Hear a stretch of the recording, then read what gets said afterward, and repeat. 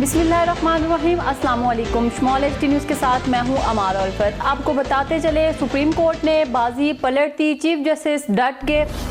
पंजाब इंतखाबात नज़रसानी केस का फैसला सुना दिया। इलेक्शन कमीशन की दरख्वास्त बराए नज़रसानी मुस्तरद कर दी। बेंच की जानिब से इंतहाई तल्ख अल्फाज इस्तेमाल किए गए और बरहमी का इजहार भी किया गया। 3 रुकनी बेंच ने कहा कि जहां आइन की खिलाफ वर्जी होगी वहां अदालत मुदाखलत करेगी।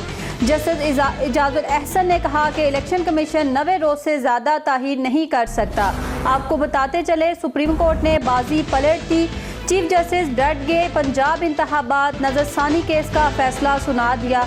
इलेक्शन कमीशन की दरख्वास्त बराए नज़रसानी मुस्तरद कर दी। बेंच की जानिब से इंतहाई तल्ख अल्फाज इस्तेमाल किए गए और बरहमी का इजहार भी किया गया। 3 रुकनी बेंच ने कहा कि जहां आइन की खिलाफ वर्जी होगी वहां अदालत मुदाखलत करेगी। जस्टिस इजाजुल अहसन ने कहा कि इलेक्शन कमीशन 90 रोज से ज़्यादा ताहीर नहीं कर सकता।